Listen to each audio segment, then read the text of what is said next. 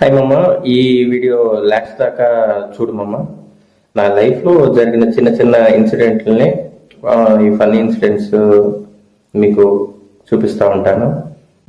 Hi అండి, అందరికీ నమస్తే. ఈరోజైతే నా లైఫ్లో జరిగిన ఒక ఇన్సిడెంట్ మీకు చెప్తాను. 4 years బ్యాక్ అయితే మా ఫ్యామిలీ మొత్తం హోటల్ నడిపేవాళ్ళం. మా హోటల్కి దగ్గరలోనే ఒక లేడీస్ హాస్టల్ అనేది ఉండేది. ఆ హాస్టల్ నుంచి ఒక అమ్మాయి మా దగ్గరికి టిఫిన్కి వచ్చేది. ఆ పిల్లకి మా టిఫిన్ నచ్చింది అనుకుంటా. అలాగా ప్రతిరోజు టిఫిన్కి వస్తూ ఉండేది. నేనేమో హోటల్లో దోశలు వేస్తూ ఉండేవాడిని. అలాగా వారం రోజులు గడిచిపోయింది. ఇంకా ఆ పిల్ల డైలీ కస్టమర్ కావడంతో ఆడపిల్ల కదా, కొంచెం దోశలు ఏం కావాలన్నా కానీ కొంచెం ఎక్స్ట్రా వేస్తూ ఉండేవాడిని. ఒక్కోసారి అనిపిస్తుంది, అరే ఎలాగైనా ఈరోజు ఈ అమ్మాయితో మాట్లాడాలి, ఈ అమ్మాయి పేరు తెలుసుకోవాలి. ఒకరోజు ఫుల్గా స్కూల్ పిల్లలందరూ వచ్చేసేసి టిఫిన్ సెక్షన్ మొత్తం అక్కడ క్రౌడ్ అయిపోయింది. అమ్మ దగ్గర కూడా చాలా మంది ఉన్నారు. స్కూల్ పిల్లలు నా దగ్గరకు వచ్చేసేసి దోశలు వేయించుకుంటూ ఉన్నారు. ఆ టైంలో ఆ అమ్మాయి మళ్ళీ వచ్చింది.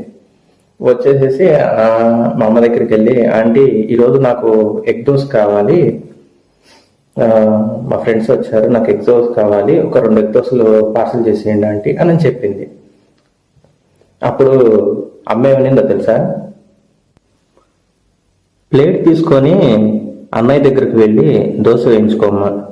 ప్లేట్ తీసుకొని అన్నయ్య దగ్గరికి వెళ్ళి దోశ వేయించుకోమ్మా.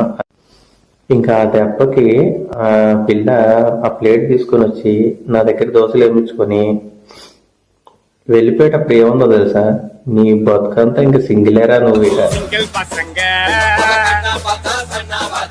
ఇదంతా ఒక ఎత్తు అనుకుంటే, అక్కడికి స్కూల్ పిల్లలు వచ్చారు కదండి. ఆ స్కూల్ పిల్లల్లో మా ఇద్దరి మధ్య ఉన్న డిస్కషన్ గమనించారు.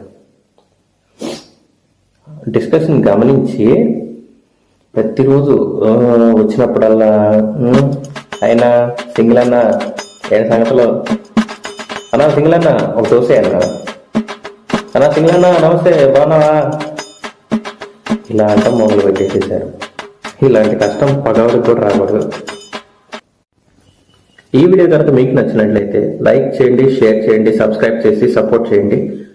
బెల్ ఐకాన్ నొక్కడం మర్చిపోమాకండి. ఎందుకంటే నేను పెట్టిన ప్రతి వీడియో మొదటిగా మీ మొబైల్ నోటిఫికేషన్లకు వచ్చేస్తుంది. Thank you.